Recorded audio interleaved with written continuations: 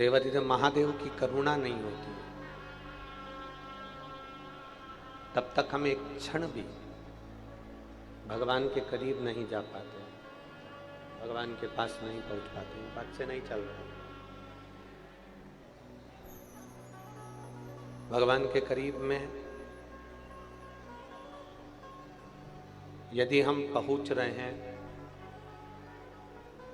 भगवान के नजदीक में यदि हम जा रहे हैं, तो हमने पहले भी कथा में कहा कि आपका हमारा कोई संबंध भगवान शंकर से रहा हुआ होगा, आपका और हमारा संबंध भगवान शिव जी से रहा होगा। इसलिए देवाधिदेव महादेव ने ये बैसाख के महीने में परतवाड़ा में शिव पुराण की कथा सुनवा दी।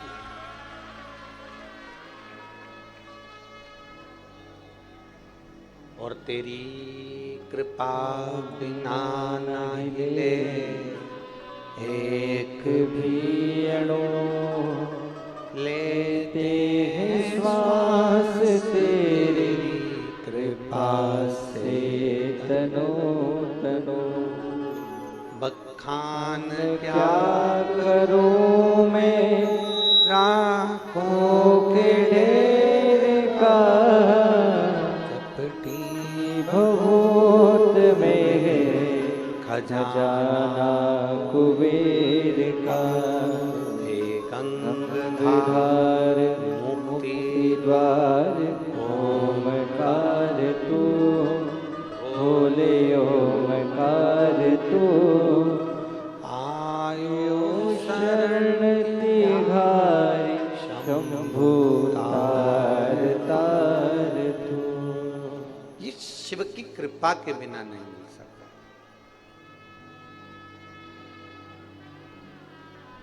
एक भक्त बनने के लिए भगवान शंकर का यदि आपको भक्त बनना है तो उसके लिए भीतर भाव लाना पड़ता है।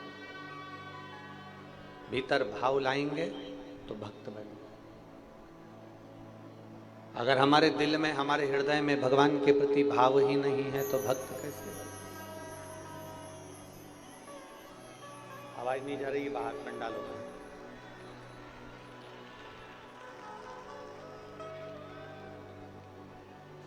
श्रेष्ठ भक्त बनना है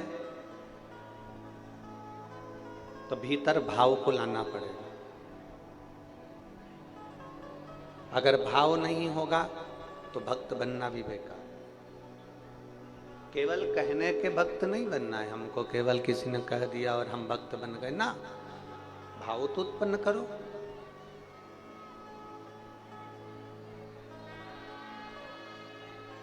कर रहे हैं। भीतर जब तक भाव उत्पन्न नहीं करोगे तब तक भक्त बनने का कोई मकसद नहीं। अंदर दूसरे के प्रति सेवा का भाव उत्पन्न करिए। अंदर दूसरों की सेवा का समर्पण उत्पन्न करिए। शिव महापुराण की कथा कहती है,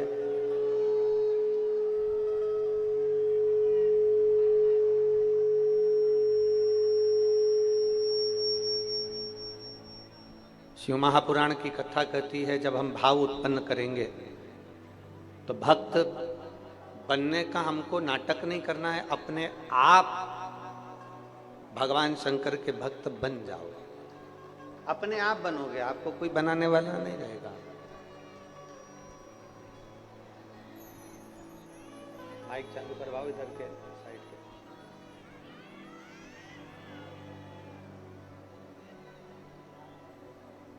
किसी की सेवा के प्रति भाव उत्पन्न करें। आप लोग इतनी सारी संख्या में आए हो, पानी की बोतल दो लाए हो कि नहीं लाए हो? बोलो बोलो, जम के बोलो। आप जरा देखिएगा, लोग हमसे कहते हैं गुरुजी आपकी कथा में इतना सारा भीड़ इकट्ठा हो जाता है, क्या इन सबके मन में भाव है? क्या ये सब शंकर जी के भक्त हैं? जितने ये धूप में खड़े हैं, अपने अपने घर से चादर लाकर, साड़ियां लाकर, टांग कर, लोग अपने अपनी झोपड़ी बनाकर रोडों पर इधर उधर खड़े हुए हैं, मैदान में, ग्राउंड। लोग हमसे कहते हैं क्या इतने सारे भक्त आते हैं कथा में, क्या ये सब शिव भक्त हैं? क्या इनके अंदर भाव है? हम उनको छाती ठोक कर कह सकते हैं, जो दूसरे को पानी पिलाने के लिए अपने घर से 2 बाटल बैग में टांग कर वजन उठाकर कथा स्थल तक आ सकती है, तो उसका भाव कुछ कम नहीं हो सकता।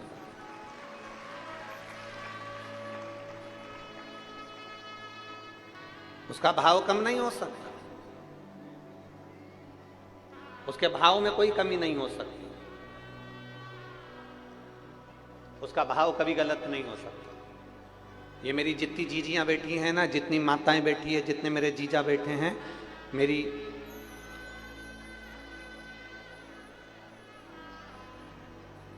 ये जितनी मेरी जीजियां बैठी हैं,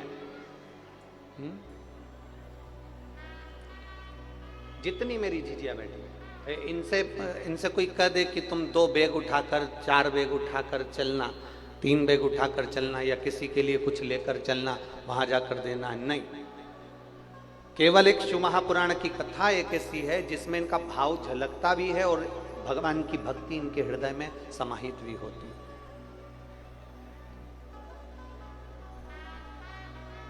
भीतर से भाव उत्पन्न करो और फिर निवेदन करेंगे। शंकर जी के मंदिर में जाओ ना, शिव जी के मंदिर में अगर जाओ या शंकर जी के शिवालय में जाओ या एक लोटा जल समर्पित करने के लिए जाओ, तो वहां जाने से पहले अपने भीतर भाव उत्पन्न करो।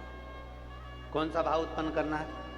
कि मैं अपने घर से जल लेकर जा रही हूं, मैं अपने घर से पानी लेकर जा रही हूं, मैं अपने घर से जल लेकर जा रही हूं, और वहां मैं भगवान देवादिदेव महादेव को जल समर्पित करूंगी, शिव जी को जल चढ़ाऊंगी, मंदिर में झाड़ू लगाऊंगी, पोछा लगाऊंगी और भगवान देवादिदेव महादेव का श्रृंगार करूंगी। हाँ, यदि मार्ग में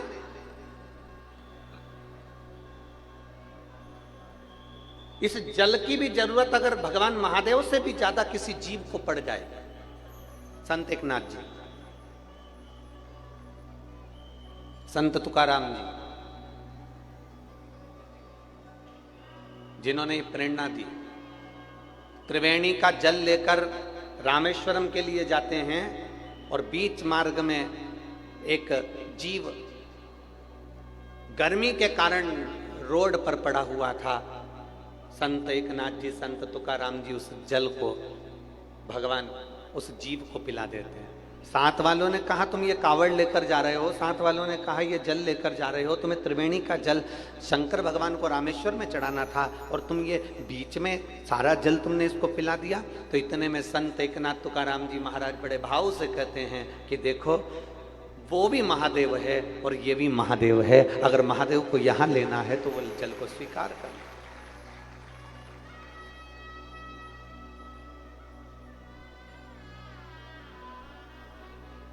कल शाम का एक प्रसंग है। कल कोई कह रहा था, गुरुजी आप 2 बाटल जल लाने का बोलते हो, 1 बाटल का क्यों नहीं कहते? हमने कहा वो 1 बाटल उसके खुद के काम की रहेगी, और अगर वो 2 बाटल जल लेकर आ रहा है ना, तो उसके अंदर ये भाव है कि मैं दूसरे को पिलाने के लिए लेकर जा रही हूं। अगर हम दूसरे को समर्पण करने का भाव रखते हैं तो भोलेनाथ भी अपना सर्वस्व तुम्हें लुटाने का भाव अपने भीतर रखते हैं।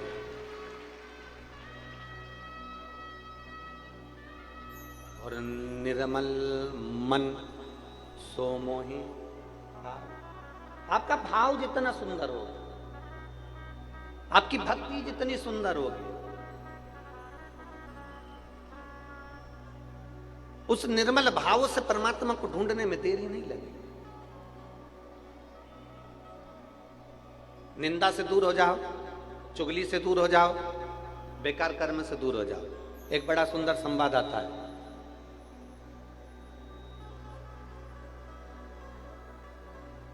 एक राजा ने ब्राह्मणों का भोज रखा। संतों को भी बुलाया, गुरुओं को भी बुलाया और ब्राह्मणों को भी बुलाया। बड़ा भंडारा है। राजा ने कहा इतने सारे लोगों का भोजन बनेगा, भंडारा बनाने के लिए खुले में बना लिया जाए। ग्राउंड देखा, एक खेत देखा, जमीन देखी, उस पे भंडारा बनना चालू।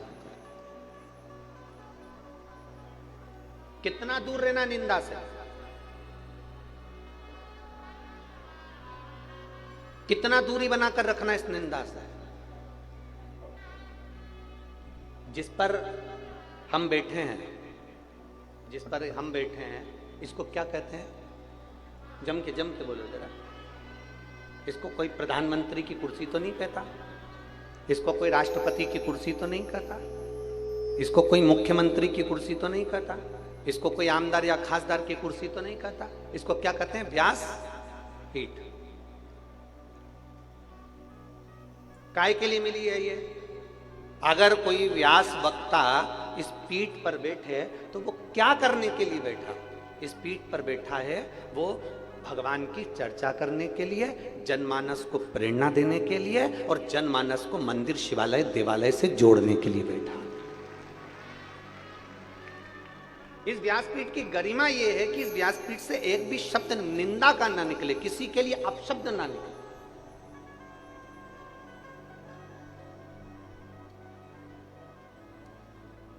और मेरी परतवाड़ा की जीजियों, आपसे कहना चाहेंगे, निवेदन करना चाहेंगे कि इस व्यासपीठ पर देवाधिदेव महादेव की कृपा से जब भी आते हैं तो माता सरस्वती से कहकर आते हैं, माँ ऐसी कृपा करना, इस कंठ से कोई ऐसी वाणी ना निकलवाना कि किसी के दिल को चोट पहुंच जाए, किसी के हृदय को चोट पहुंचे। ऐसी वाणी नहीं चाहिए।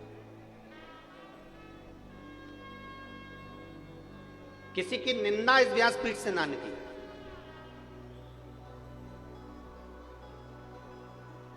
किसी व्यक्ति विशेष के नाम से कोई शब्द, कोई निंदा इस व्यासपीठ से ना निकले, इस गादी से ना निकले।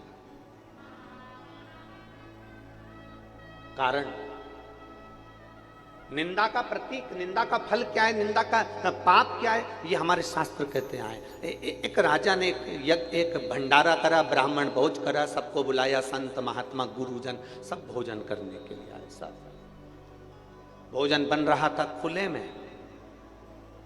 एक चील उड़ी, उसने सांप पकड़ा, सांप लेकर उड़ी, सांप ने विष उगला, वो विष खीर में जाकर गिर गया।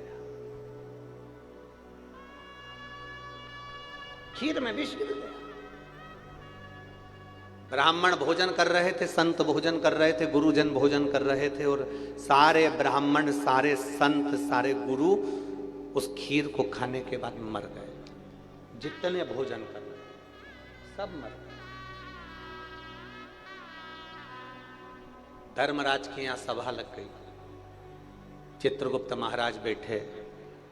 चित्रगुप्त महाराज ने धर्मराज से पूछा, बताइए इतने सारे ब्राह्मण और संत मरे हैं, इसका पाप किसके माथे पर देना? इसका पाप किसके पल्लू में बांधना है?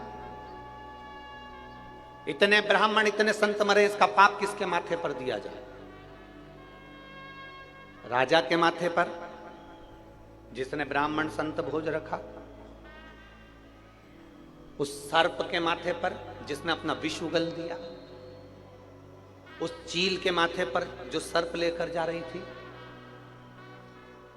जो भोजन बना रहा है उसके माथे पर,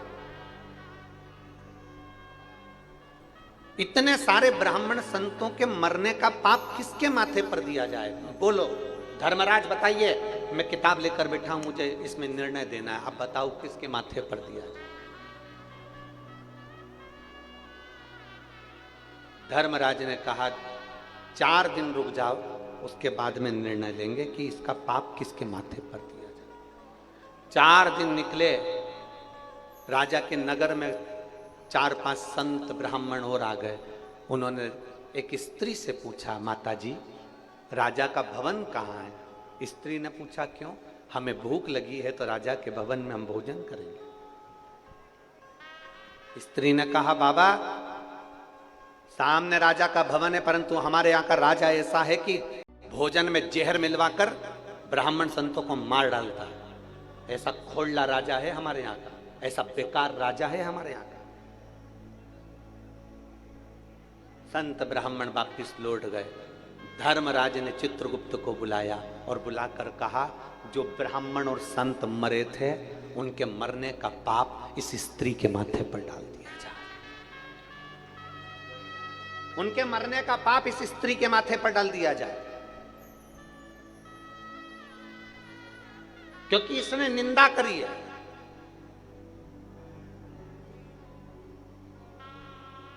ये निंदा कर रही है। एक छोटी सी निंदा सामने वाले के पाप को हमारे माथे पर चढ़ा देती है। शिव मंदिर में जाना, शंकर के मंदिर में एक लोटा जल समर्पित करने के लिए जाना, देवादिदेव महादेव के मंदिर में एक लोटा जल समर्पित करने के लिए जाना, भगवान शंकर के मंदिर में एक लोटा जल समर्पित करने के लिए जाना, शिव के दरवाजे पर अगर एक लोटा जल समर्पित करने के लिए जाना, भगवान देवादिदेव महादेव के पास अगर जाना, तो ये प्रयास कर कर जाना कि मैं शंकर के मंदिर में जब तक रहूं, मैं शंकर के मंदिर में जाऊं और आऊं, तब तक मेरे मुख से भोलेनाथ ऐसी कृपा करना कि किसी की निंदा ना निकल जाए, किसी की निंदा मेरे मुख से ना, किसी की निंदा ना निकले। बन सके तो हमसे भजन बने। आप अपने घर से लोटा भरकर जब जल लेकर निकलो ना, तो जल लेकर निकलो तो मुख से श्री शिवाय नमस्तु, श्री शिवाय नमस्तु, श्री शिवाय नमस्तु। जब आप निकले अपने घर से, भगवान का मंत्र जाप करते हुए चलें, श्री शिवाय नमस्तुभ्यम बोलते हुए चलें, पंचाक्षर मंत्र नमः शिवाय बोलते हुए चलिए, षडाक्षर मंत्र ओम नमः शिवाय बोलते हुए चलिए, भगवान का भजन गुनगुनाते हुए चलिए। ये मत सोचना कि कौन हमको देख रहा है, कौन हमको नहीं देख रहा। आपकी चित्तवृत्ति को आप जितना शंकर से जोड़कर चलोगे, उतने आपकी जिंदगी की एक आनंद उत्पन्न हो जाए, अपने जीवन का एक सुख उत्पन्न हो जाए।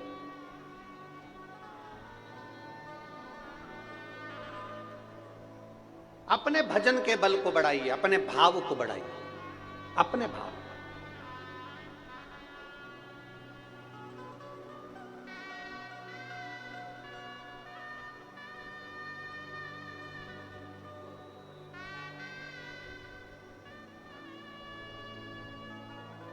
कल हमने हमारे साथ में माननीय प्रकाश जी के साले जी अभी हमको कृष्ण की भूमिका वो निभा रहे हैं, रथ के सारथी बनकर लाना ले जाने का कार्य कर रहे हैं। कल हमने उनसे पूछा, इतना तेज गर्मी पड़ रहा है और कई लोगों को खाना पीना भी होता है, पानी भी पीना होता है, 10 जगह का जल भी आता है, भोजन भी आता है, कोई पेट गड़बड़ हो रहा हो, कोई कुछ हो रहा हो, तो उसके लिए हॉस्पिटल ले जाने के लिए क्या प्रयोजन है? तो उन्होंने कहा, गुरुजी हमारे यहाँ के परहतवाड़ा के जो विधायक महोदय हैं, बच्चू भैया ऐसा कुछ नाम उन्होंने बताया था, श्री बच्चू जी कुडू, कहा गुरुजी एक अस्थायी हॉस्पिटल बनाया गया हमारी कथा स्थल के आसपास में, जिससे लोगों का इलाज हो सके। मैं माननीय विधायक महोदय बच्चू भैया जी को बहुत बहुत साधुवाद देता हूं कि आपने ये व्यवस्था की। साधुता है।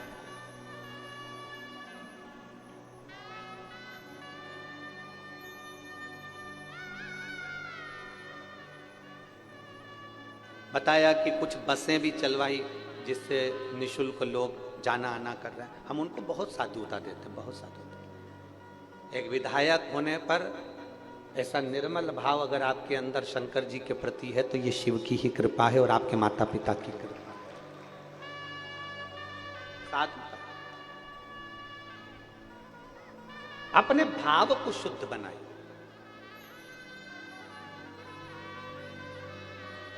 और जब तक अपना भाव शुद्ध नहीं होगा ना, भगवान नहीं मिलेगा। एक बड़ी सुंदर बात आती है, संत बनना सरल है पर सरल बनना कठिन है। मेरी जीजियों, संत कोई भी बन सकता है पर सरल नहीं बन पाता।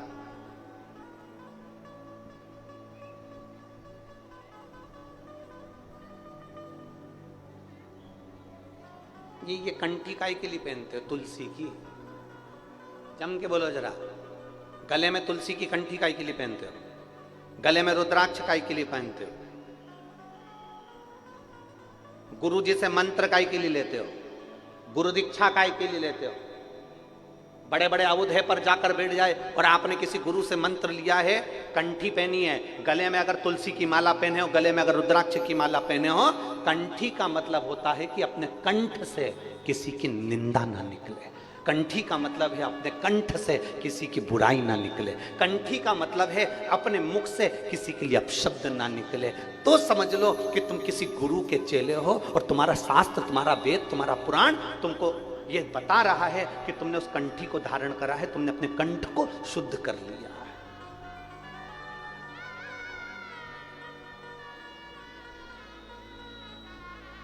कंठी का मतलब केवल ये नहीं है कि हमने दिखावा कर दिया कि हमने अपने गुरु का मंत्र ले लिया। कंठी का मतलब ये नहीं है कि हमने दिखावा कर लिया और हम उस गुरु के चेले हो गए ना। कंठी लेने का मतलब है कि कंठ से किसी के लिए अपशब्द ना निकले, कंठ से कोई आड़ी टेढ़ी बात ना निकले।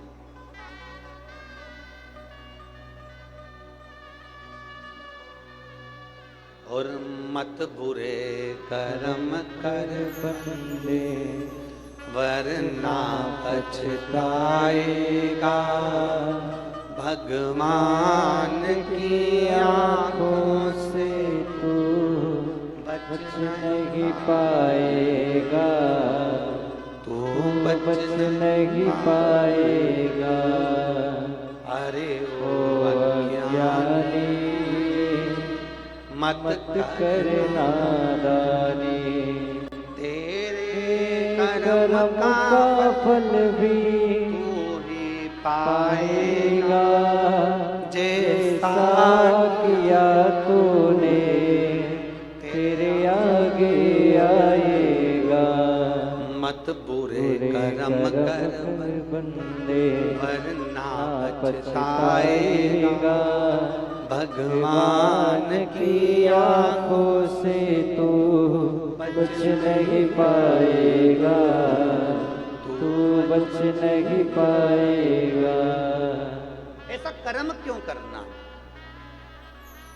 कंठ में कंठी पहने हो और मुख से निंदा कर रहे हो, कंठ में कंठी पहने हो और अपने मुख से आप अपशब्द कह रहे हो, तो ये श्रेष्ठता नहीं बनती। मेरी जीजियों और मेरे जीजाओं, मेरी बेटियों, मेरे बेटाओं, जिंदगी में एक बात याद रखना, जो फसल बोओगे वही तुमको काटना पड़ेगा, वही काट। मंदिर काहे के लिए जाते हो? जम के बोलो जरा जल्दी से। मंदिर काहे के लिए जाते हो? भगवान को अपना दुखड़ा सुनाने के लिए, भगवान से मांगने के लिए। चलो अच्छा, इसको अपन बाद में सुनेंगे, पहले ये बताओ जमीन किस किस के यहां पर है? खेती, खेती किस किस के पास में? हाथ उठाओ जरा। जमीन किस किस के पास में? चलो ठीक है, साधुता। भगवान आपकी और 2, 4, 6 बीघा और आगे बढ़ा। बहुत अच्छी फसल हुई, शायद इधर फसल को पीक कहते हैं। क्या कहते हैं? पीक। बहुत अच्छी पीक हुई, बहुत अच्छी फसल हुई, ढेर सारी फसल हुई, ढेर सारी पीक हुई। उस फसल को कहां लेकर जाते हो फिर बाद में जब बहुत सारी हो जाती है? तो जम के बोलो, मंडी। कहां ले जाते हो? मंडी।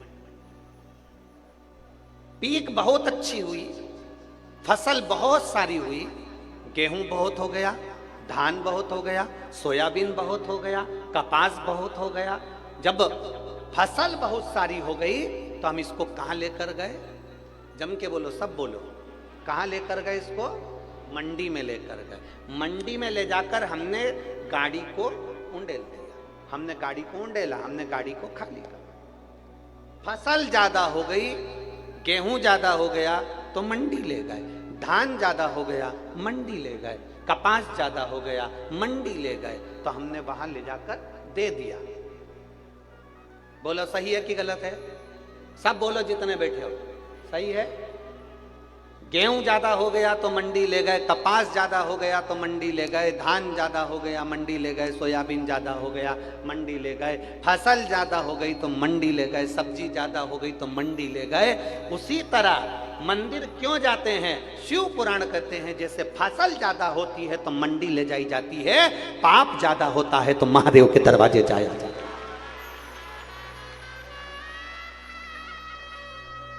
मंडी में जाकर फसल को खाली करा जाता है और मंदिर में रोज जब हम देव अधिदेव महादेव को लोटा भर के जल चढ़ाने जाते हैं ना, तुमको तो मालूम भी नहीं पड़ता हमारे ऊपर जो जो पाप चढ़ा हुआ होता है वो धीरे धीरे जल चढ़ाते चढ़ाते जब हम महादेव के सामने अपने शीश को झुकाते हैं तो जैसे ट्राली बैलगाड़ी जैसे फसल की गाड़ी खाली हो जाती है, जब हम महादेव के आगे शीश झुकाते हैं तो हमारे ऊपर का पाप भी खाली हो जाता है।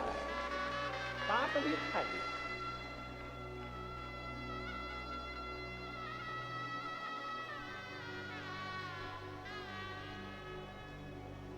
फसल ज्यादा हो गई, हम उसको मंडी ले गए। कपास ज्यादा हो गया, मंडी ले गए। सोयाबीन ज्यादा हो गया, मंडी ले गए। गेहूं ज्यादा हो गया, मंडी ले गए।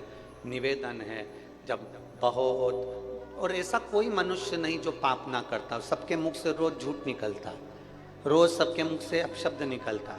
हम कितना भी समझा दे तुमको तो भी तुम मुख से कुछ ना कुछ गाली निकल ही जाएगी, आड़ा टेढ़ा निकल ही जाएगा। हम कितना भी समझा, हम कितना भी बोल दे तुमको, तुम फिर भी कहीं ना कहीं हमारी वाणी से निकल ही जाता। कली काल है ना, कलयुग है ना, हम कितना भी समझा लें तो भी निकल जाएगा। तो क्या करना है हमको? फसल को मंडी लेकर जाओ तो इस शरीर को कहाँ लेकर जाना है? मंदिर लेकर जाना। फसल मंडी में जाती है, वहां खाली हो जाती है। ये शरीर जब देव अधिदेव महादेव के उस मंदिर में, उस देवालय में, उस शिवालय में जब जाता है तो ये पाप भी हमारा खाली हो जाता है। पाप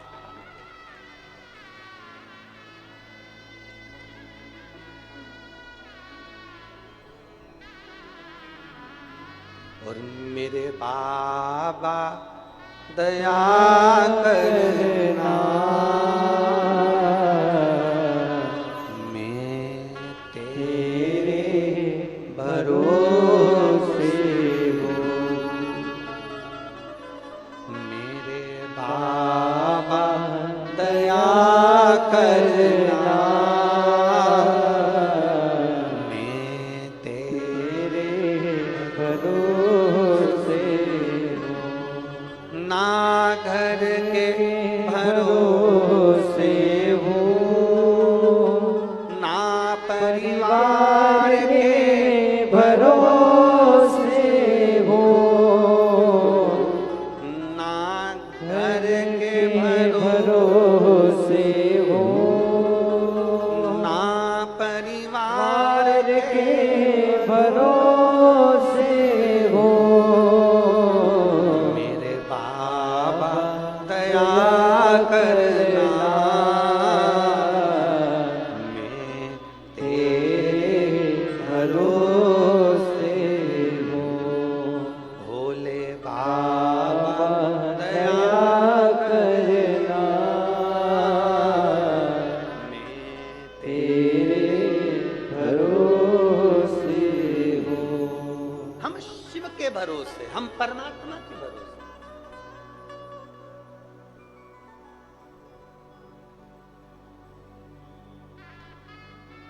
उसके आश्रित हो गए। इस मुख से निंदा ना निकले, इस मुख से अपशब्द ना निकले, कंठी पहनने के बाद कंठ से आड़ी टेढ़ी बात ना निकले। और लिखण वाले तू हो के दयाल लिखना, मेरे जिह्वा पे शिव जी का प्यार लिखना। मेरी इस जिह्वा पर, मेरे इस वाणी पर भगवान का नाम लिखना, अपशब्द ना लिखे। संत बनने के लिए सरल बनना पड़ेगा। शंकर भगवान के लिए, शंकर भोले हैं इसलिए भोला बनना पड़ेगा। जो जैसा है ना उसके जैसा वैसा बनना पड़ता है। मेरी जीजियां बैठी हैं ना, जब ये बच्चे को भोजन कराती हैं ना, बूढ़े से बूढ़े लोग जब बच्चे के साथ खेलते हैं ना तो बच्चा बन जाते हैं। बोलो री जीजिए, सही बात है। और क्या उसकी मम्मी भी क्या तोतरी बोले क्या? नहीं, पर बच्चे के साथ में उसको तोतरा बोलना पड़ता ले। अब वो कितनी कितनी लीला करती है, वो कौआ आया कौआ आया कौआ आया कौआ आया। फिर बच्चे को डराती भी, बच्चा अगर एकदम डरता है ना तो बाबा आया। बच्चा खूब रो रिया हो ना, खूब तेज रो रिया हो तो माँ क्या कह देती है तब, बोलो बोलो जम के बोलो बाबा आया। बच्चा एकदम डर जाता है, रोना अरे बोलो तो जम के बंद। थोड़ी देर के लिए देखेगा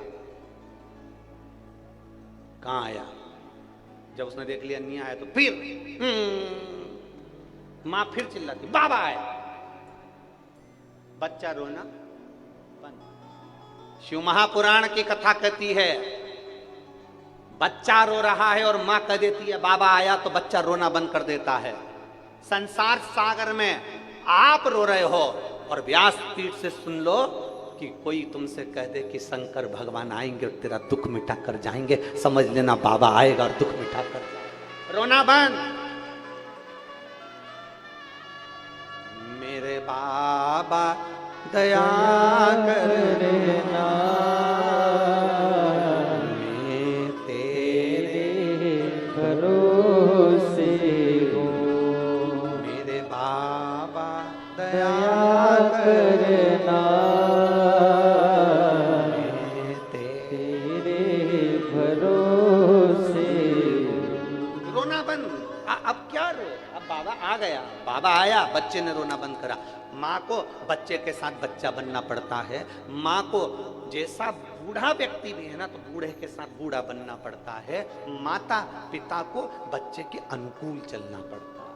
अनुकूल जैसा वो है उसके अनुकूल रहना पड़ेगा। तो क्या माँ बच्ची है, क्या घर का बुजुर्ग बच्चा है, पर बच्चे के साथ बच्चा बनना पड़ता है। उसी तरह मेरे महादेव भोले हैं, मेरे महादेव भोले भाले हैं, इसलिए उनका नाम है भोले शंकर। तो हमको क्या बनना पड़ेगा, महादेव जैसा भोला बनना पड़ेगा। जब आप भोले बन जाएंगे महादेव आपके साथ हो जाएंगे, फिर आपका दुख महादेव का होगा, आपका दुख महादेव। एक पत्र है,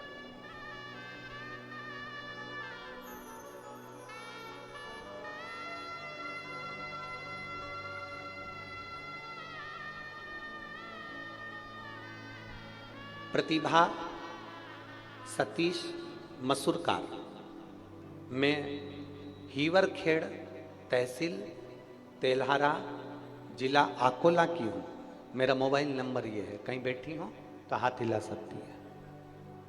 अगर कहीं बैठी हो, अच्छा आप है, श्री शिवाय नमस्ते, आ जाओ एक बेलपत्र ले जाओ। मेरा नाम प्रतिभा सतीश मसूरकार है, मैं हीवरखेड़ तहसील तेल्हारा जिला अकोला की हूँ। मेरा मोबाइल नंबर ये है। गुरुजी, मैं एक लोटे जल का क्या वर्णन करूं। मुझे सोराइसिस की बीमारी थी। 13 साल से मेरे शरीर से खाल निकलती रहती थी, उसको कितना भी खुजालो उसमें से खाल निकलती रहती थी। पूरे शरीर में खुजाल चलती रहती और सोराइसिस की बीमारी थी। 13 साल से 13 वर्ष से लगातार मैं इलाज डॉक्टरों का करवा रही थी। डॉक्टर ने कहा था ये बीमारी मरते दम तक रहती है, इस बीमारी का कोई इलाज नहीं, बीमारी ठीक नहीं हो सकती है, डॉक्टर ने कह दिया। तब मैंने दवाई तो खा रही थी, टीवी पर आपकी कथा सुनना प्रारंभ करा और टीवी पर कथा श्रवण करना प्रारंभ करा। एक लोटा जल देवादिदेव महादेव को समर्पित करती, उस जल को लाती, पीती और अपने शरीर पर लगा लेती। गुरुदेव, मैं बाबा का क्या गुणगान करूं, जहां दवाइयां असर ना कर पाई। सोराइसिस की बीमारी मरते दम तक रहती है, लोग कहते हैं, डॉक्टर कहते हैं, पर मेरे देवादिदेव महादेव ने मुझे 4 महीने में अच्छा कर दिया और बाबा की कृपा से आज मैं पूर्ण तरह से ठीक हूं और मेरी बीमारी भी ठीक है। ये शिव तत्व, अब शरीर में मुझे वो बीमारी नहीं रही। शिव तत्वता शंकर हो भिड़ी। एक माने एक लाइन लिखी है, देख,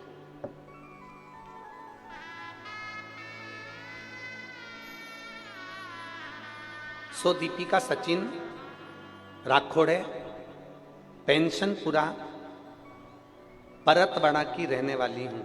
मेरा मोबाइल नंबर ये, कहीं बैठी है तो हाथ हिला सकती है। अगर कहीं बैठी हो, सो दीपिका सचिन राखोड़े, पेंशनपुरा, परतवाड़ा की रहने वाली हूँ। कहीं बैठी हो तो हाथ हिला सकती है। परतवाड़ा की रहने वाली हूँ। मेरी लड़की खुशी सचिन राखोड़े 8 महीने की हुई, तब से, जब वो 8 महीने की हुई तब से उसको एक गठान हो गई। और गठान डॉक्टर को दिखाया तो डॉक्टर कहते हैं कि इसका ऑपरेशन करना पड़ेगा। अबे डॉक्टर सोनोग्राफी करवाए, जांच करवाई, जांच करने के बाद उसको ऑपरेशन का कह दिया। जब हमने ऑपरेशन का सुना तो हमने, बच्ची छोटी है जानकर ऑपरेशन कैसे कराते, हमने इतनी छोटी सी बच्ची का कैसे ऑपरेशन करा। तब हमने ऑपरेशन करने का मन से निकाल दिया। और हमारी पड़ोसन के कहने से हमने शंकर जी को 1 लोटा जल चढ़ाना प्रारंभ करा। शिव जी को जल चढ़ाते, वो जल लाकर अपनी बेटी को दे देते। बेटी की उम्र छोटी है और उसको ये गठान उसके बगल में हो गई। अब करें क्या गुरुदेव? 2.5 महीने तक हमने उस बच्ची को शंकर जी पे चढ़े हुए जल को पिलाते रहे। और एक दिन उस बच्ची के जो गठान थी वो अपने आप फूट गई, और फूटते से ही उसकी गांठ में जो सामान था वो सब बाहर निकल गया। और डॉक्टर के पास हम लेकर भागे तो डॉक्टर ने कहा ये तो कोई चमत्कार ही है जो तुम्हारी बेटी बिना ऑपरेशन के ठीक हो गई। ये शिव। सो दीपिका सचिन राखोड़े, पेंशनपुरा, परतवाड़ा की रहने वाली हूँ। मेरा नंबर ये है। कहीं बैठी हो तो हाथ हिला सकते। आजा बेटा।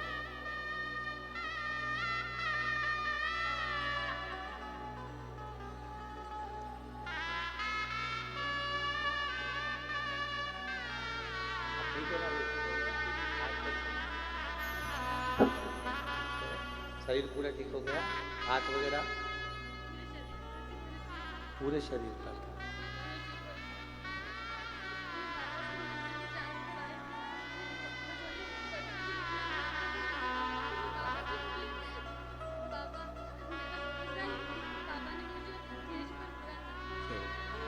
अब ठीक है ना बेटा?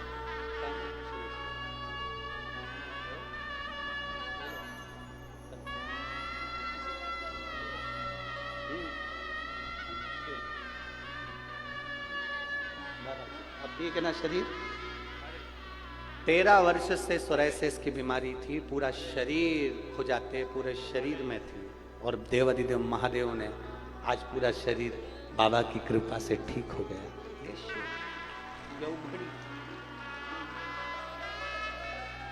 और खाली ना जाता कोई दर से तुम्हारे, खाली न जाता कोई दर से तुम्हारे, मैं भी खड़ी हो नंदी बागे पसारे, अपने हृदय से लगा लगा लो, गिरा जा रहा हूँ, उठा उठा लो।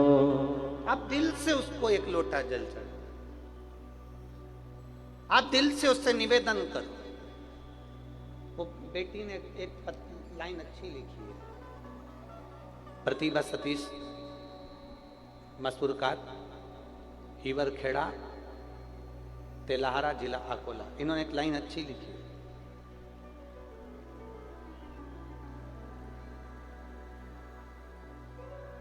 मैं शिव जी के मंदिर में जाकर कहती थी कि बाबा मेरे भरोसे को टूटने मत दे। लाइन अच्छी है, मेरे भरोसे को टूटने मत देना। और यदि भरोसा पक्का है ना, शंकर जी को रामचरितमानस में विश्वास कहा है। तुलसीदास जी कहते हैं शंकर विश्वास रूपिणो, शिव विश्वास।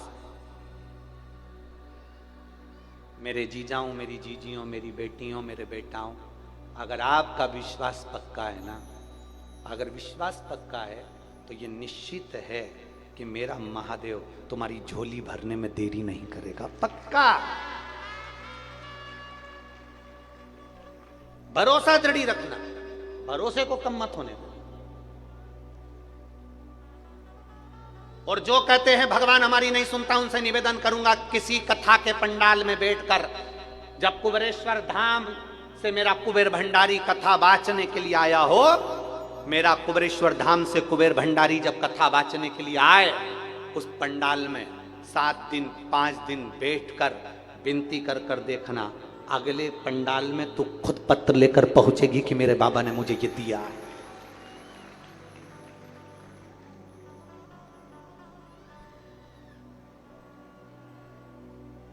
उससे विनय करिए।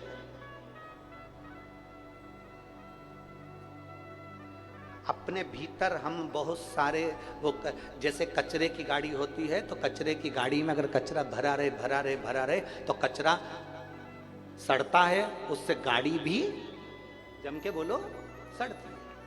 अनाज की गाड़ी में अनाज भरा रहे तो अनाज सड़ जाता है, अनाज सड़ा तो नीचे से गाड़ी सड़ जाती है। आपने जो अपने अंदर भर कर रखा है वो हमारे शरीर को सड़ा रहा है। आपने कपट भर के रखा है तो वो कपट हमारे शरीर को सड़ा रहा है। हाँ, आपने गंदे विचार भर कर रखे हैं तो गंदे विचार हमको सड़ा रहा है। अहंकार भर के रखा है तो अहंकार हमको सड़ा रहा है। अपने भीतर जो हमने भरा, इसलिए कचरे की गाड़ी को खाली करना जरूरी है, अनाज की गाड़ी को खाली करना जरूरी है, बर्तन में पानी भरा है तो उसको खाली करना जरूरी है, वरना जंग लग जाएगी। प्लास्टिक की बाल्टी होगी तो बाल्टी चिकनी हो जाएगी, पानी भरा रहेगा तो उसमें कई जम जाएगी। इसलिए कपड़ा पानी में पड़ा रहेगा तो वो पानी में कपड़ा भी बेकार हो जाएगा। शास्त्र कहता है खाली करना जरूरी है। डब्बे में भरा है खाली करो, बाल्टी में भरा है खाली करो, कचरा भरा है खाली करो, अनाज भरा है खाली करो, कुएं में पानी भरा है कुएं को भी खाली करना जरूरी है। अगर कुआं खाली नहीं होगा तो पानी बदबू मारने लगेगा, कुएं को भी खाली करना जरूरी है। उसी तरह कुएं को खाली करना जरूरी है, तालाब को खाली करना जरूरी है, अनाज की गाड़ी को खाली करना जरूरी है, कचरे की गाड़ी को खाली करना जरूरी है। तो ये एक बात याद रखना, अपने दिल को भी महादेव के सामने कहकर खाली करना जरूरी है। खाली करो।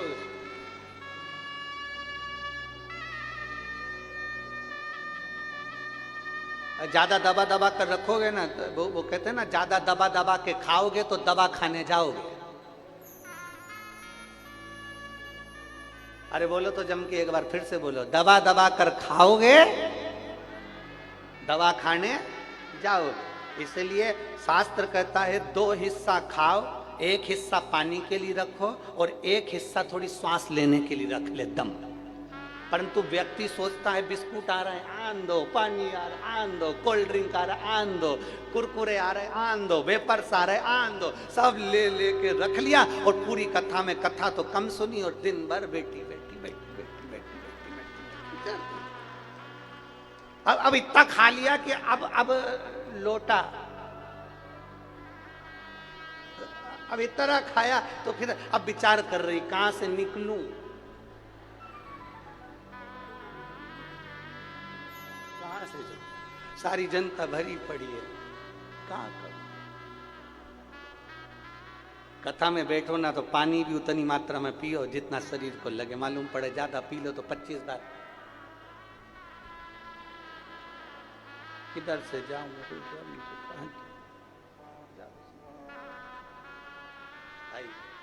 जो दवा दवा कर खाता है वही दवा खाने जाता है।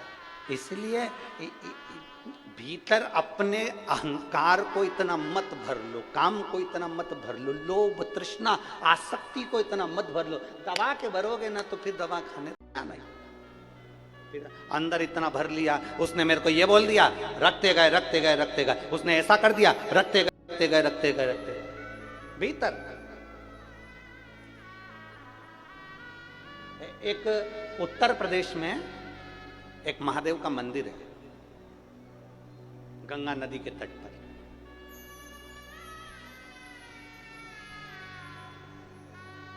हमीरपुरा उत्तर प्रदेश में पड़ता है, गंगा नदी के तट पर। हडिम्बेश्वर महादेव, आप सब उसका नाम बोलेंगे, हडिम्बेश्वर। हिडिंबा जो थी वो भीम की धर्मपत्नी थी, उसी के नाम से ये मंदिर है, हडिम्बेश्वर महादेव। कौन सा मंदिर? जम के बोलो जरा सभी लोग, हडिम्बेश्वर महादेव। हमीरपुरा उत्तर प्रदेश, गंगा नदी के तट पर यह मंदिर है। कौन ने निर्माण किया, कौन ने बनाया? अगर हमारे शास्त्रों को उठाकर देखा जाए तो उसमें वर्णन आता है, हडिम्बेश्वर महादेव जब पांडव वन में विचरण कर रहे थे और भीम पहरा दे रहे थे, हडिम्ब की बहन हिडिंबा उसने देख लिया भीम को देखा, पेड़ पर चढ़ के बैठ गई हिडिंबा,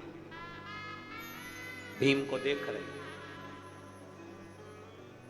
सुबह सुबह भीम ने ब्रह्म मुहूर्त में सुबह के समय पर स्नान करा, एक शिवलिंग का, पार्थिव शिवलिंग का भीम ने निर्माण करा। पेड़ों की पत्ती तोड़कर भीम लाया और उस शिवलिंग पर समर्पित कर दिया। हिडिंबा देख रही, हिडिंबा देख रही।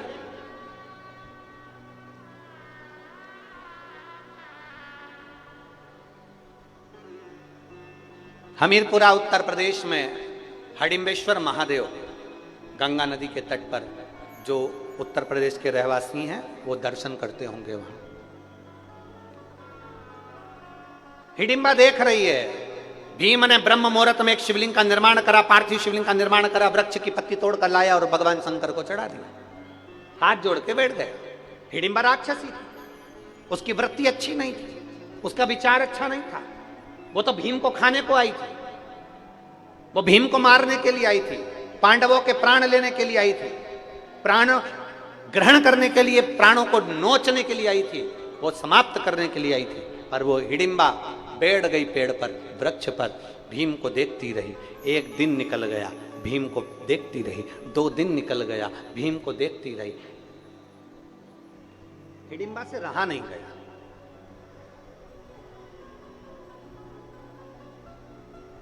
हिडिंबा से रहा नहीं गया। तब हिडिंबा एक सुंदर स्त्री का रूप रखकर एक मुनि के पास में पहुंच गई। हिडिंबा एक सुंदर स्त्री का रूप रखकर, एक अभी तक राक्षसी विग्रह था उसका, अभी तक राक्षसी शरीर था उसका। जैसे श्रीमद् भागवत में कथा आती है पूतना की,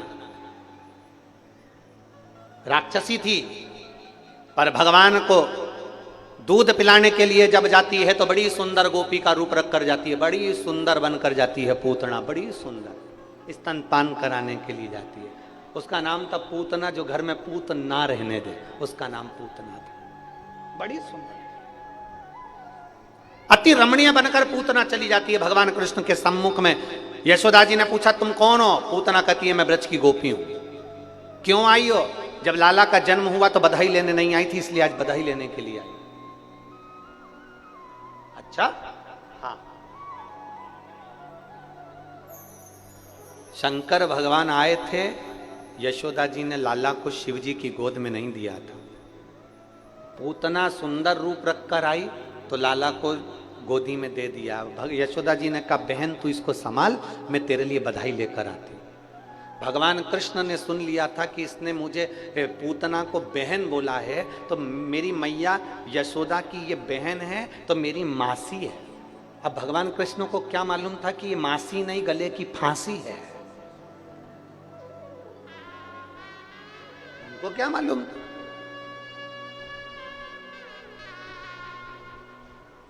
अब क्या करा भगवान कृष्ण ने? जरा ये हिडिंबा का चरित्र चल रहा है, उसमें अपन समझे जरा पूतना का चरित्र। पूतना ने क्या करा? भगवान कृष्ण को दूध पिलाना प्रारंभ करा, क्योंकि विष स्तनों में विष लगाकर लेकर आई थी, दूध पिलाना प्रारंभ करा। और भगवान भी बड़े चतुर, भगवान भी बड़े चतुर। और भगवान ने पूतना के दूध को पीना प्रारंभ करा।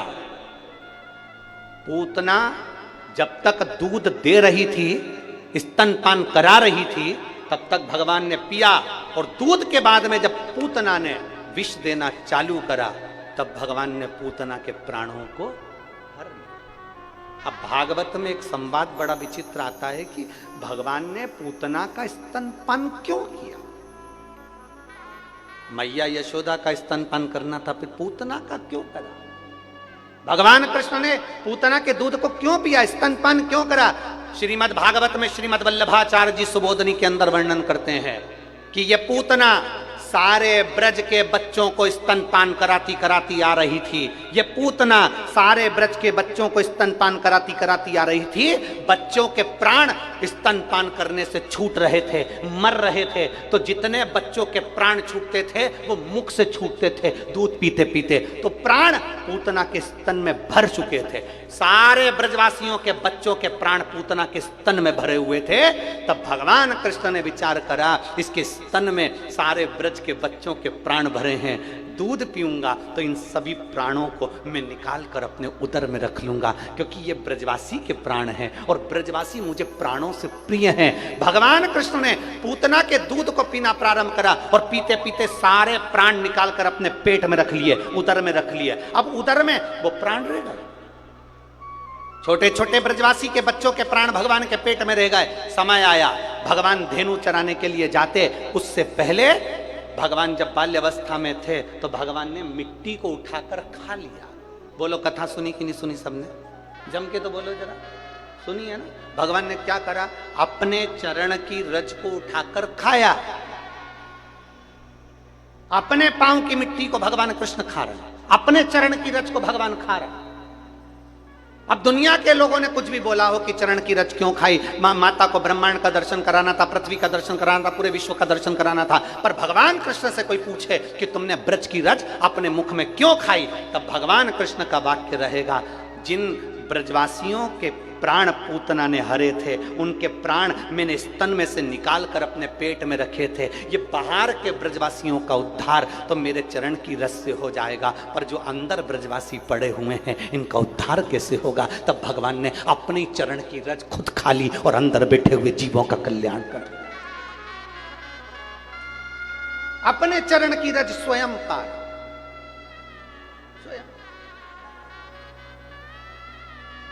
अपने चरण। हिडिंबा देख रही है, जैसे पूतना सुंदर स्त्री का रूप रख कर गई थी, वैसे हिडिंबा बड़ी सुंदर रूप धर कर गई। एक मुनि के सामने पहुंच गई। अड़भंग मुनि अपने वेश में आनंद लेते हुए चल रहे थे। चरण प्रणाम। हिडिंबा ने सुंदर स्त्री का रूप रखकर पहली बार किसी मुनि को प्रणाम करा। ये जब जब साधु संत को देखती थी तो खा जाती थी, आज पहली बार प्रणाम कर रही है। जरा विचार करिएगा, भीम को शिवलिंग की पूजन करते हुए देखा तो हिडिंबा का विचार बदल गया। अब उसने मुनि को, संत को खाया नहीं, उनको प्रणाम किया। प्रणाम। लोग कहते हैं, इतने सारे लोग कथा में आते हैं, क्या सबका मन बदल जाता है? हम कहें नहीं बदलता, थोड़ा बहुत तो असर आता होगा। थोड़ा बहुत भी अगर असर आ गया ना शंकर की भक्ति का तो बहुत है, उतना धीरे धीरे धीरे धीरे रमता जाए। रमे। और महाराज अभी तक हिडिंबा ने मुनि को, संत को, साधु को, सन्यासी को पकड़कर खाया था। आज पहली बार मुनिवर के हाथ में हाथ जोड़ रही है हिडिंबा, और हिडिंबा ने हाथ जोड़े, मुनिवर प्रणाम किया, नमन। मुनिवर से पूछा, मुनिवर मेरे को आपसे पूछना है, मैंने देखा है मिट्टी का कोई एक ऐसा पिंडी जैसा बनाता है और उसकी पूजन करता है, उसका विधान क्या है? हिडिंबा को मुनि ने कहा, ये पिंडी नहीं, ये शिवलिंग है, और जो शिवलिंग की आराधना करता है, 7 वृक्ष की पत्ती को लाकर महादेव के ऊपर समर्पित करता है, उस भूलवश भी एक बेलपत्र अगर महादेव को चढ़ जाती है, मुनिवर ने कहा उसकी मनोकामना पूरी हो जाती है। हिडिंबा ने कहा जो मांगेंगे वो मिल जाएगा, मिल जाएगा। मैं जिस पुरुष को देखी हूं क्या वो मेरा पति बन जाएगा? बन जाएगा। तुम मांग कर देखो। राक्षसी ने केवल पूजन करते हुए देखा तो उसने मन में विचार कर, राक्षसी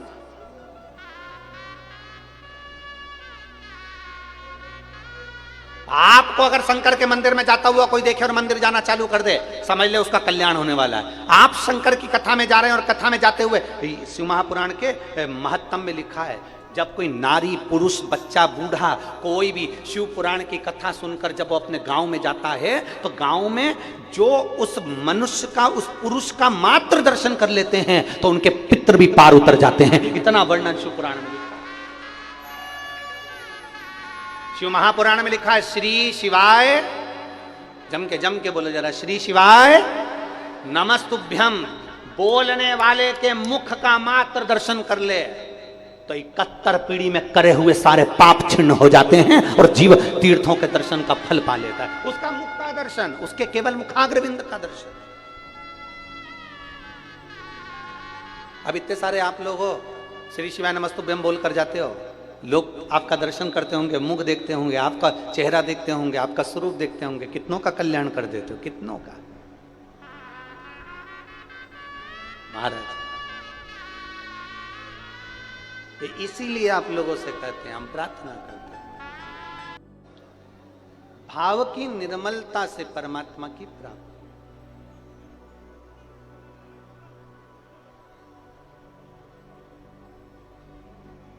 कभी कभी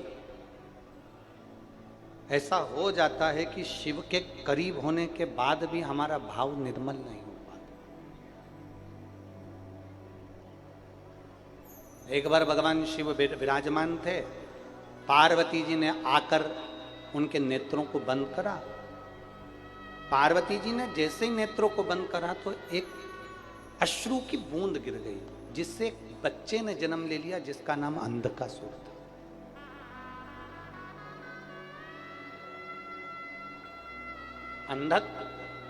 अंधकासुर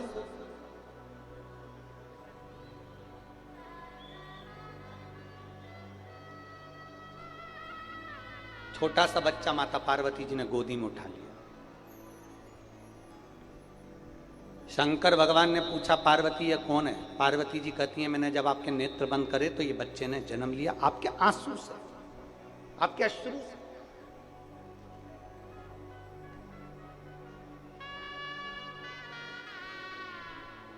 कभी कभी ऐसा होता है जो शंकर के करीब में भी है ना,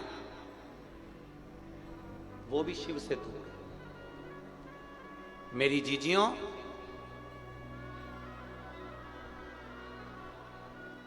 कुछ बातें ऐसी होती है जो हम व्यासपीठ पर भी लेकर नहीं आते।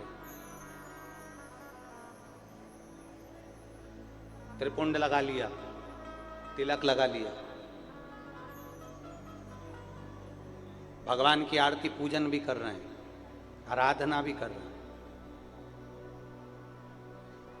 पर विश्वास परमात्मा के चरणों के प्रति जागृत नहीं हुआ। एक छोटा सा बच्चा, एक लड़का जो जन्म से ही नहीं बोलता, जन्म से ही नहीं सुनता, देखिए उसका पत्र है।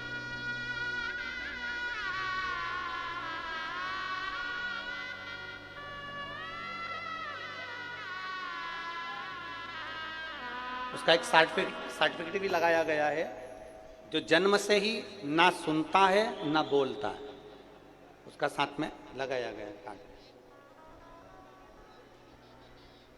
मेरा नाम ज्योति गोपाल भूरेवाल है, मैं जालना महाराष्ट्र से हूँ।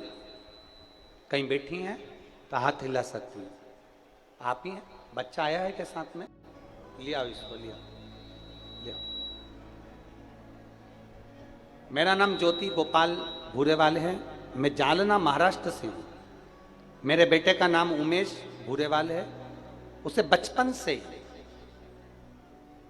सुनना बोलना नहीं आता था। जब से हमने भगवान देवादिदेव महादेव की शिव महापुराण की कथा सुनना प्रारंभ करी, बेटे को एक बार कान में मशीन भी फिट करवाई तो भी वो सुन नहीं पाता था, बोल नहीं पाता था। बचपन से ही उसका ये क्रम था। हम बड़े परेशान हो गए, बच्चे का जीवन क्या करा जाए। एक महिला को मंदिर जाते हुए देखा तो हमने उनसे पूछा, आप कहां जाती हो रोज जल लेकर? तो कहीं शिव जी के मंदिर। हमने भी अपने बच्चे के लिए शंकर जी के मंदिर जाना चालू किया और शंकर जी को जल चढ़ाते और उन पर चढ़ी हुई बेलपत्र लाकर अपने बच्चे को दे देते, पानी चढ़ा हुआ लाकर अपने बच्चे को पिला देते। गुरुदेव, जिस बच्चे के लिए डॉक्टर ने भी प्रमाण दे दिया बोल नहीं सकता, सुन नहीं सकता, आज मैं बाबा के सामने छाती ठोक कर कह सकता हूं कि मेरा बच्चा शिवजी पे चढ़े हुए जल को और बेलपत्र से सुनना भी चालू करा और बोलना भी चालू करा।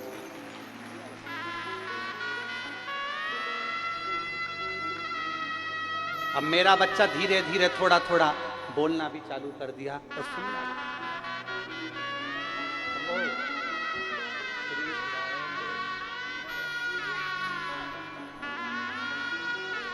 कार्डलेस दे, कार्डलेस दे।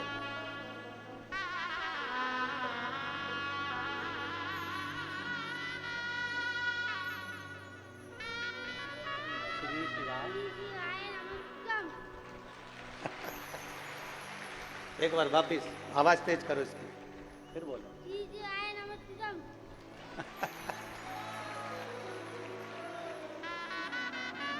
अब बोलो।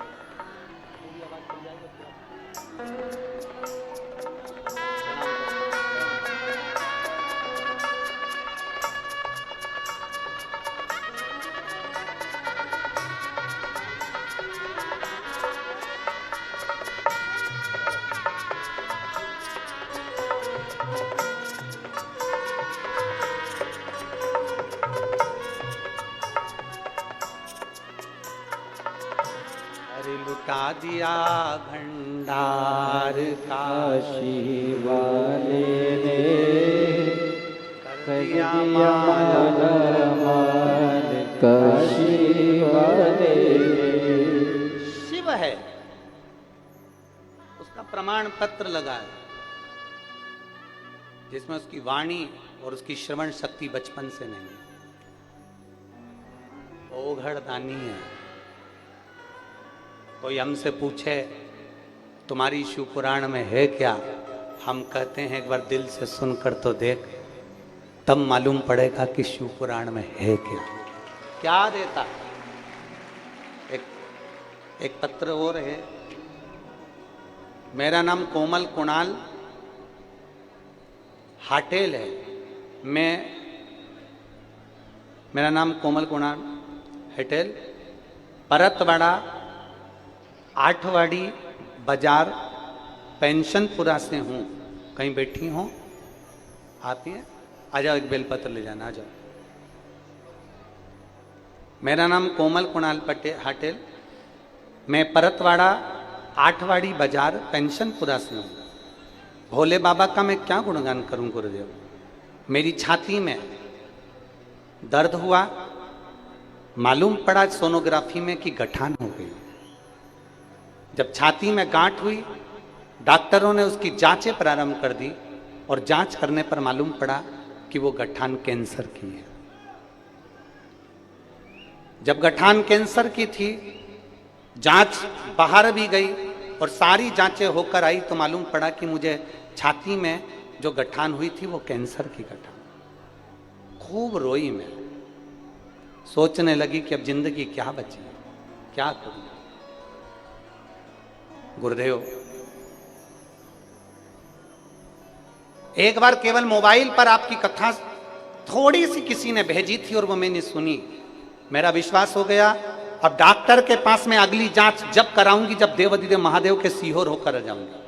बाबा के धाम गई, रुद्राक्ष लाई, शिवजी पे चढ़ा हुआ जल पीना प्रारंभ करा, पशुपतिनाथ का व्रत करना प्रारंभ करा, बेलपत्री को उठाकर नंदी के पास बैठकर कुंदकेश्वर महादेव के नाम से खाना प्रारंभ करा।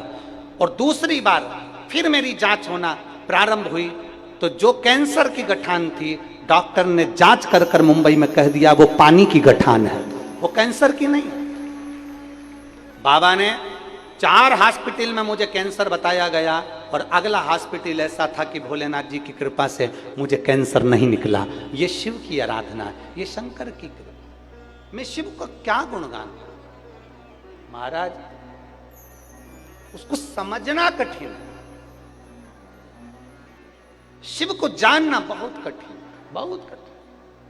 हमारा क्या है, हम तो ये आज कथा का 6ठा दिन हो जाएगा, कल 7वां दिन, सुबह 9:30 बजे से 12:30 बजे तक कथा हो जाएगी। 7 दिन पूरे करके परतवाड़ा से सीहोर चले जाएंगे। 16 तारीख से वापिस कथा छत्तीसगढ़ कुरूद में प्रारंभ हो जाएगी, धन्वंतरी जिले में। तो ये सब शिव की ही तो कृपा, शंकर की ही तो कृपा। वहां कथा प्रारंभ हो जाएगी छत्तीसगढ़ में। हम छत्तीसगढ़ वालों से निवेदन करते हैं, मौका मिल रहा है कथा सुनने का, छोड़ना नहीं।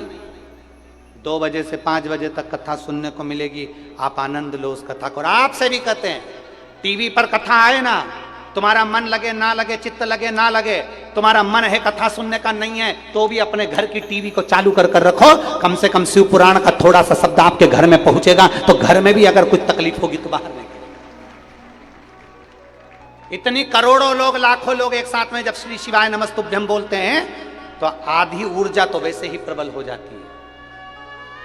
ना जाने कितने रोग, ना जाने कितनी तकलीफें समाप्त हो जाती हैं। मेरी जीजियों, पत्र तो इतने हैं कि हम उसको पढ़ नहीं सकते। वो तो जो पढ़ाई में आ जाते हैं 2-4 आपको बोल देते हैं, नहीं तो इन पत्रों की संख्या नीचे रखने की जगह नहीं है, इतने पत्र हैं, इतना पत्र इकट्ठा हुआ।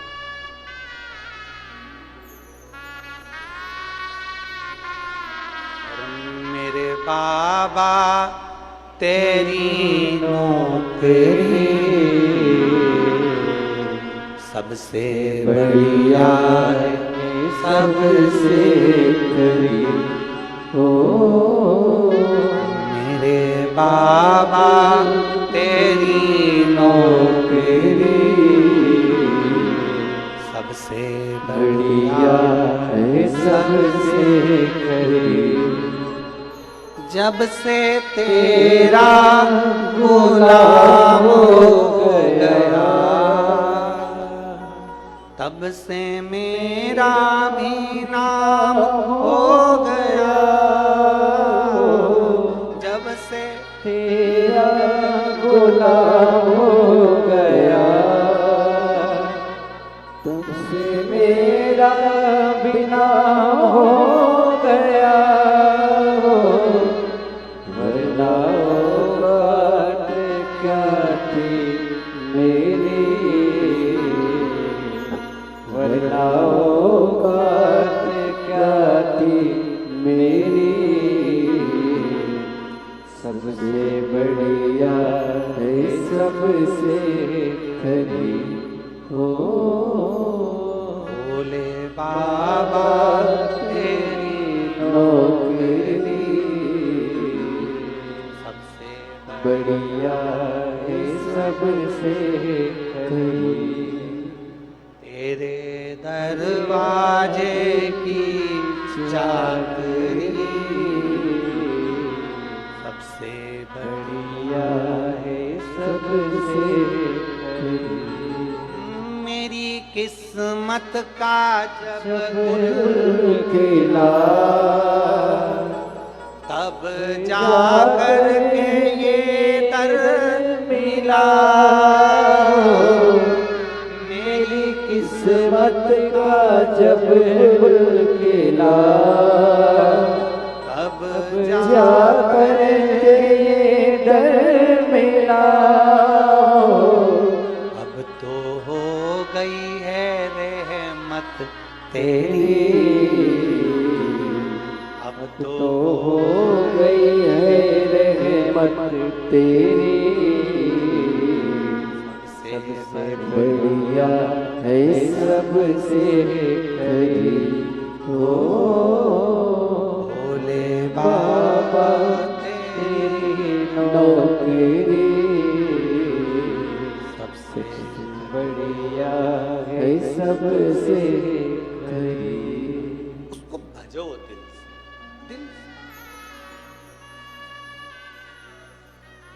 हिडिंबा ने मुनि से पूछा, जो हिडिंबा राक्षस प्रवृत्ति की थी वो पूछो, असुर प्रवृत्ति की थी जो हिडिंबा वो पूछ रही है, क्या भोलेनाथ जी से मांगो तो मिल जाता है? हाँ। हिडिंबा ने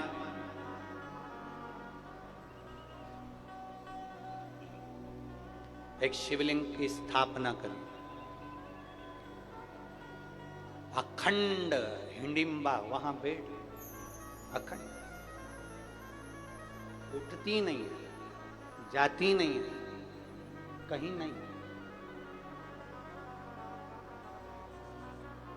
कहीं नहीं जाती है, केवल भजन में लीन।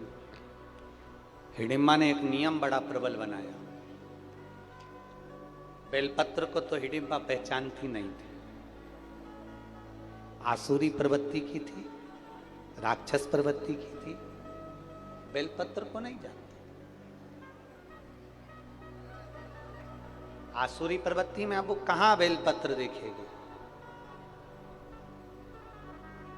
हमने पहले भी कथा में कहा, यदि आप शिव पुराण की कथा में पहुंचे हो, मंदिर तक पहुंचे हो, तो कहीं ना कहीं शिव की कृपा है।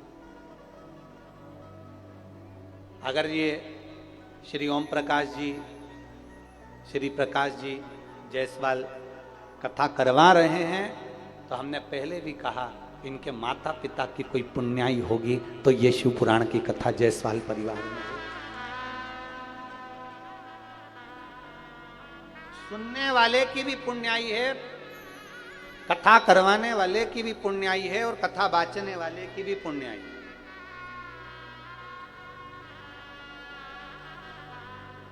पर उसमें सबसे प्रबल पुण्याई है यजमान परिवार की और एक आपकी।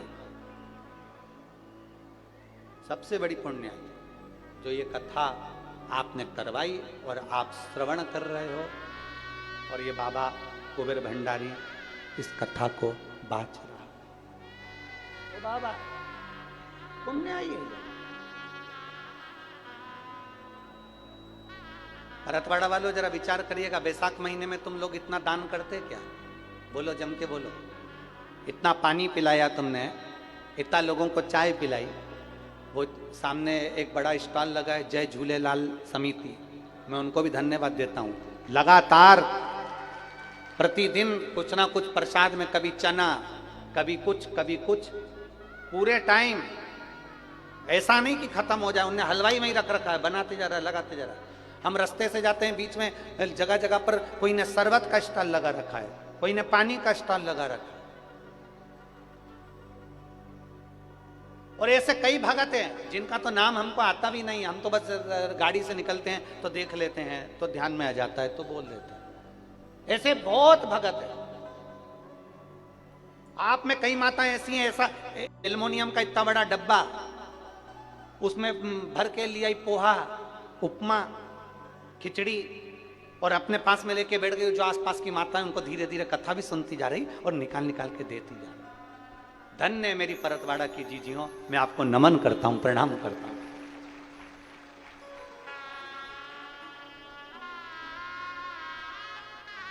और ये खाली नहीं रहेगा तुम्हारा, जो तुमने जो भंडार लुटाया है ना, लोगों को जो खिलाया है, लोगों को जो दिया है ना, ये खाली नहीं रहेगा, ये खाली नहीं रहेगा।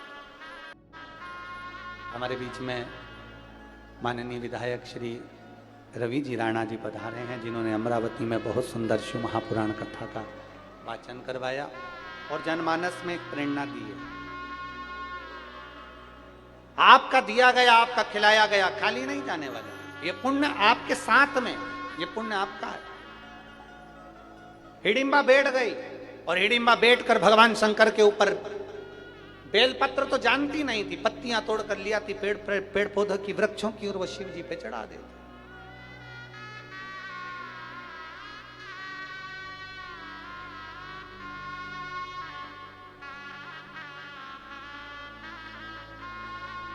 और हिडिंबा लगी भगवान शंकर की आराधना करने, हिडिंबा भगवान शिव की आराधना में डूबने लगी।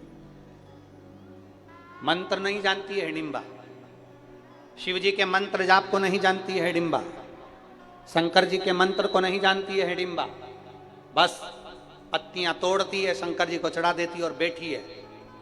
केवल पत्ती को तोड़ने के लिए, पत्तियों को लेने के लिए जाती है, उसके सिवाय वो कहीं नहीं जाती, शंकर जी के सामने बैठी रहती है।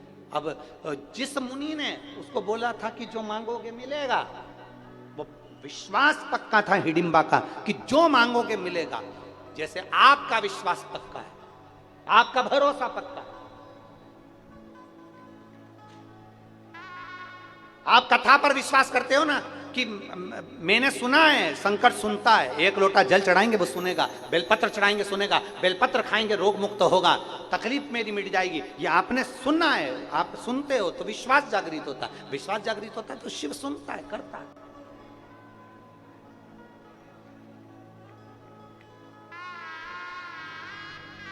एक माँ ने तो अपने बच्चे का पत्र तो लिखा ही है, साथ में फोटो भी लगा के भेजा और बाकायदा फ्रेम में मड़वा के भेजा और लिखा है बड़े मिश्रा जी और छोटे मिश्रा जी, फ्रेम में जड़वा के भेजा। और उसने पत्र में लिखा है,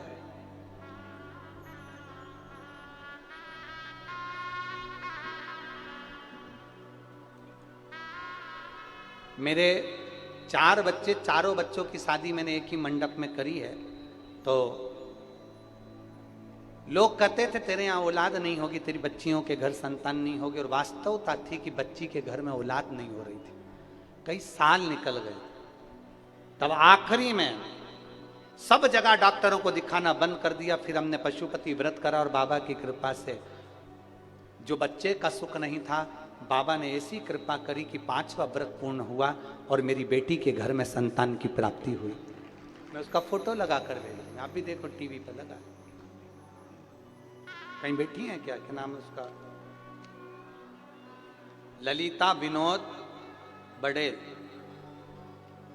मैं वाल्मीकि नगर जिला वाशिम की रहवासी हूँ। मेरा मोबाइल नंबर ये है। कहीं बैठी हैं? अच्छा, बच्चे को नहीं लाए हैं क्या? नहीं लाए ना। अच्छा, अब तो नानी होगी इसकी, है ना? शंभू, क्या लिखा है देखना जरा, कैच करिए। अच्छा, बच्चे का नाम शिव शंभू रखा है। बहुत बहुत साधुवाद, बैठिए। बधाई आपको नानी जी को शिव कृपा।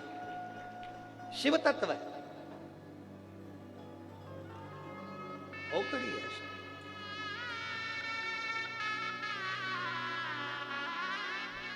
आप करो दिल से आराधना, आप करो दिल से पूजन, वो सुनेगा। वो महादेव है। हिडिंबा बैठ गई, पत्तियां तोड़ कर लाती, बैठ जाती, शंकर जी पे समर्पित कर देती। भगवान भोलेनाथ ने ये नहीं देखा कि तूने क्या चढ़ाया। भोलेनाथ जी ने ये नहीं देखा कि तेरा वस्त्र कौन सा है। भोलेनाथ जी ने ये नहीं देखा कि तू पकवान क्या लाया है।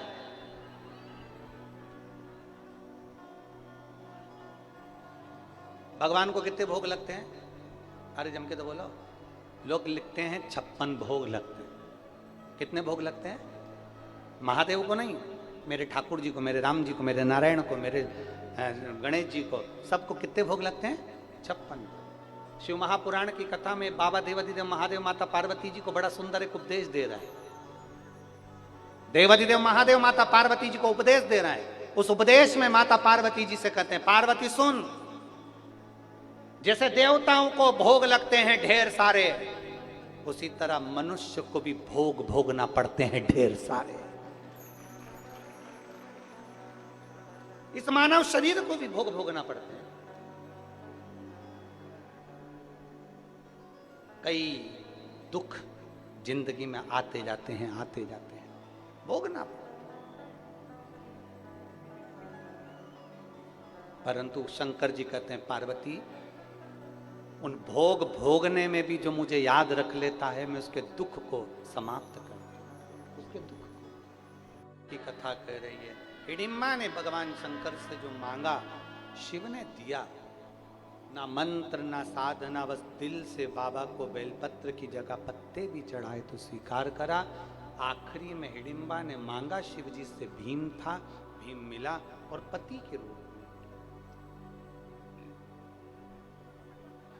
कुछ शिव के करीब होकर भी करीब नहीं हो पाते, जैसे अंधकासुर। अंधकासुर भगवान शंकर के नैन अश्रु से प्रकट हुआ। पार्वती जी कहती है मेरा पुत्र है, शंकर जी कहते हैं इसको पानी में फेंक दे समुद्र के अंदर, ये तेरा पुत्र नहीं है। नेत्र बंद करने के बाद प्रकट हुआ है, फेंक दे इसको, फेंक। अंधकासुर को हिरण्याक्ष ने पाला, हिरण्याक्ष को वराह भगवान ने मार दिया। बालक अंधकासुर बड़ा हो गया, सत्ता स्थापित हो गई। तप बल ब्रह्मा जी से कर वर मांग लिया, वर दीजिए मुझे। ब्रह्मदेव ने कहा क्या वर चाहिए, मैं कभी मरूं ना। ये हो नहीं सकता, मरना तो पड़ेगा, जीवन मिला है तो मृत्यु साथ चलिए, मरना तो पड़ेगा। तो मुझे वर दीजिए, यदि मैं मरूं तो मैंने अगर अपनी माता को गलत दृष्टि से देखा हो तो मरूं, क्योंकि अंधकासुर को यह मालूम था कि मेरा जन्म माता के गर्भ से नहीं हुआ है। अंधकासुर को यह मालूम था कि मेरे कोई माता पिता नहीं है। अंधकासुर को यह मालूम था मेरी कोई माता है ही नहीं। और उसको यह नहीं मालूम था कि पार्वती ने तुझे गोदी में लिया था तो मातृत्व भाव से लिया था, तू उनका पुत्र कहलाया। ब्रह्मा जी ने वर दे दिया। सब दूर बात पहुंची कि अंधकासुर को शादी करना है, कोई अच्छी लड़की देखी जाए।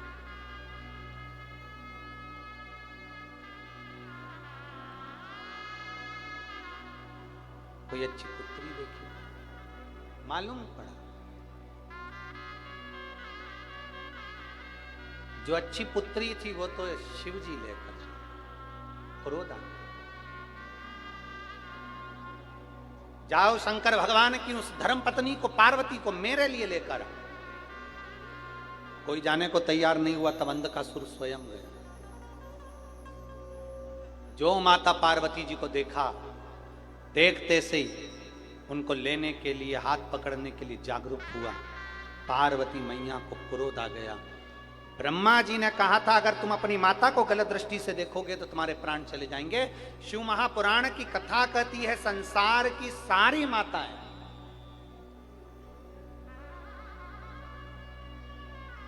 जब कोई पुरुष पर नारी को गलत भाव से देखता है तो वह अपने पूरे कुल को डुबो देता है। जैसे लंकाधिपति रावण ने माता जानकी को गलत भाव से देख लिया था, पूरा कुल डूब गया था, पूरा गलत भाव से देख। और ये जो नेत्र है ना, ये इनको बड़ा रोग लगा है, बहुत बहुत भयंकर रोग है इन नेत्रों। दो चीजें नेत्रों को बड़ा भारी, कहते हैं ना कि सारे पाप का भुगतान धर्मराज भुगताते हैं, पर दो पाप ऐसे होते हैं जिसका भुगतान भोलेनाथ पृथ्वी पर भुगताते हैं।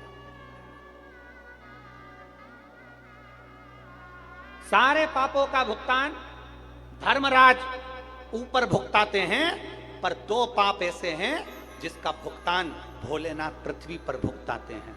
पहले नंबर का, गर्भवती महिला को गाली देना, ये पाप है जिसका भुगतान मनुष्य देह में मानव को भोगना पड़ता है।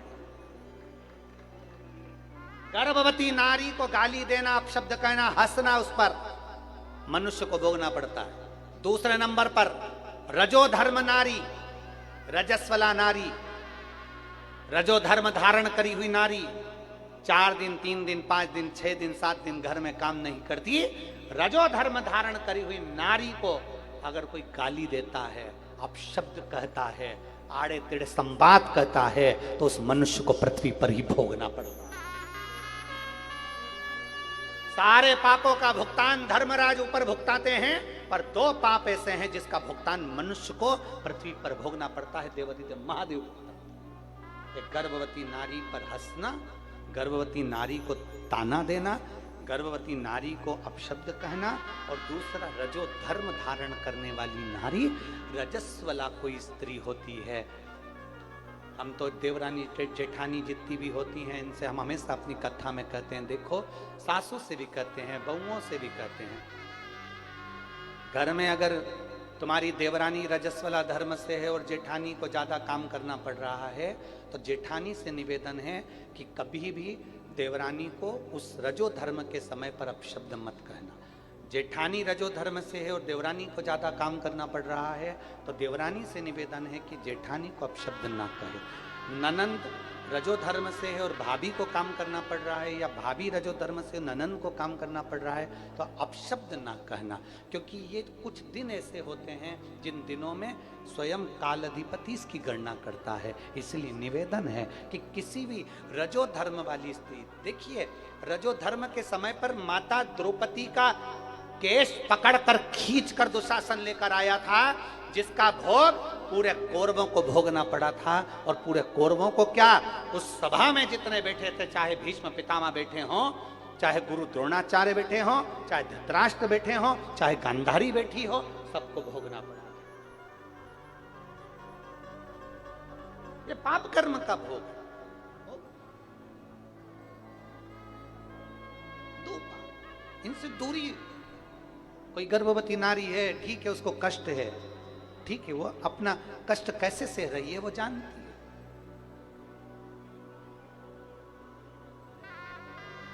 उत्तरा का जब गर्भ जलने लगा, तब भगवान नारायण, भगवान कृष्ण उसके गर्भ में पहुंचे और गर्भ में परीक्षा करी थी, तो परीक्षित नाम हुआ था। भगवान कृष्ण ने कहा था, जिस नारी का गर्भ रहता उसकी रक्षा के लिए मैं उसके गर्भ में विराजमान रहता हूं।